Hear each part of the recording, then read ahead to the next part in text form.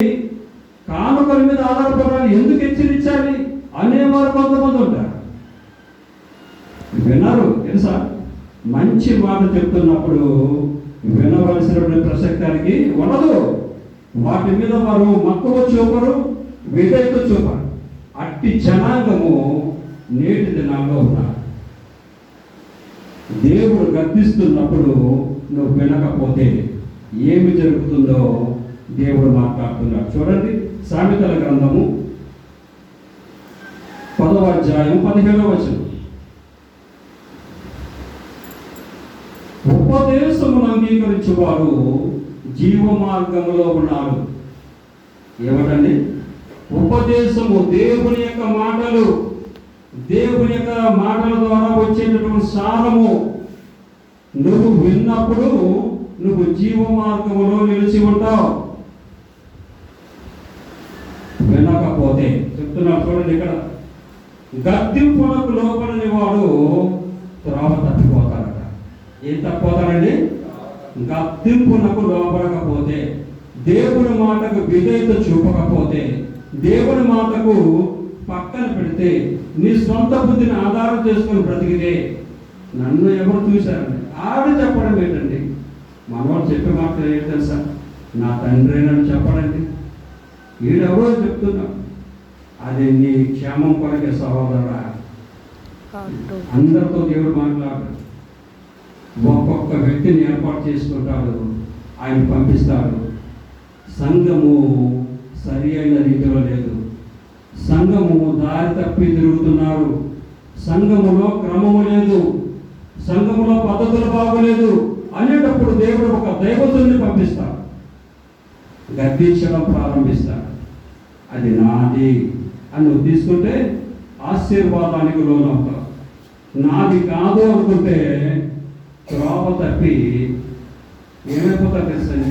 నాశనం అయిపోతారండి. ఒక 2 కుమారుల కథ మనకు తెలిసిందే. తండ్రి దగ్గర ఆస్తి తీసుకున్నాడు, గొప్పవాడు అయిపోతాను అనుకున్నాడు. తన స్వబుద్ధిని ఆధారం చేసుకున్నాడు. తన సొంత బుద్ధి, నేనేదో దూరదేశానికి వెళ్తాను, పెద్దవాడు అవుతాను అనుకున్నాడు. అక్కడ పరిస్థితి తారుమారైపోయింది.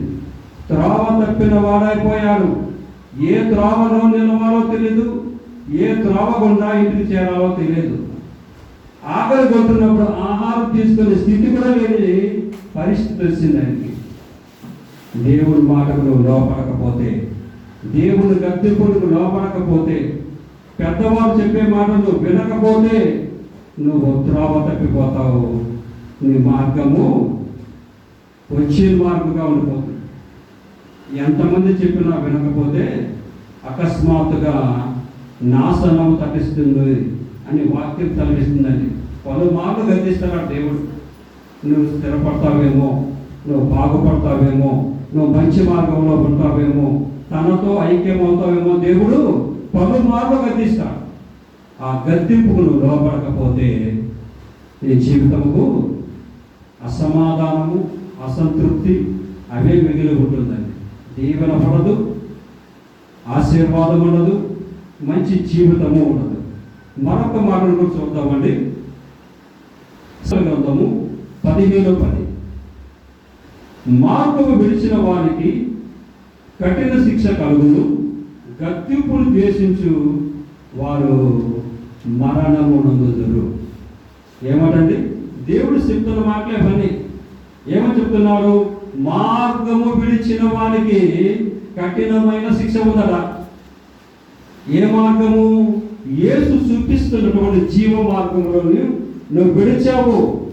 యేసు ఇచ్చినటువంటి ఉపదేశాన్ని నువ్వు విడిచిపెట్టి పెడతావా? నీ జీవితాన్ని నువ్వు నిర్మించుకుంటున్నావు.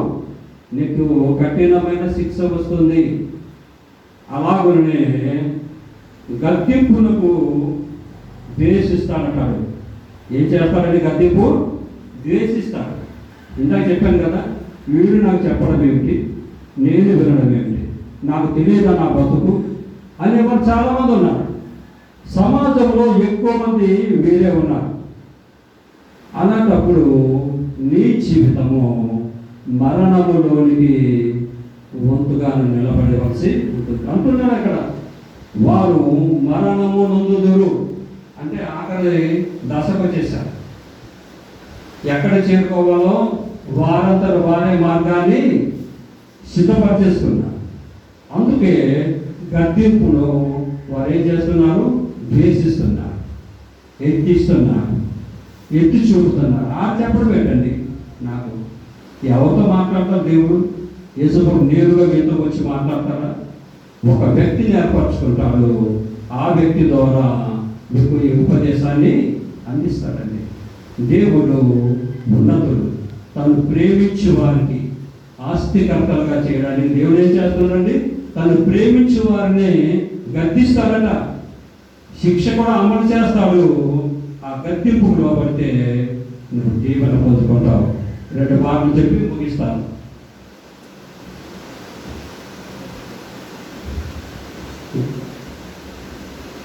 గద్దింపునకు లోబడేవాడి జీవితం. 3 విషయాలు మీకు చెప్పారు.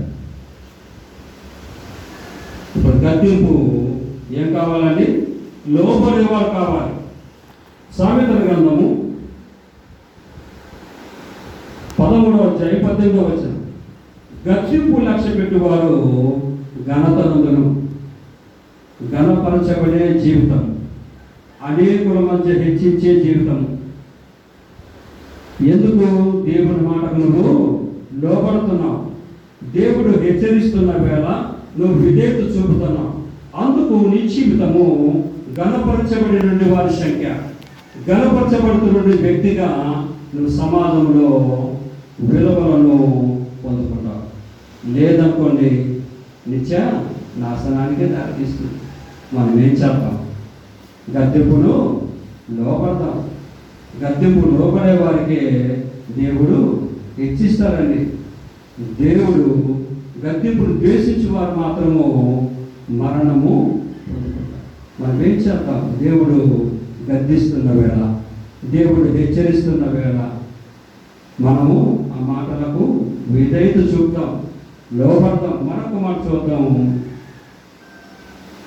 సామెతల గ్రంథము 15వ అధ్యాయం 5వ వచనం.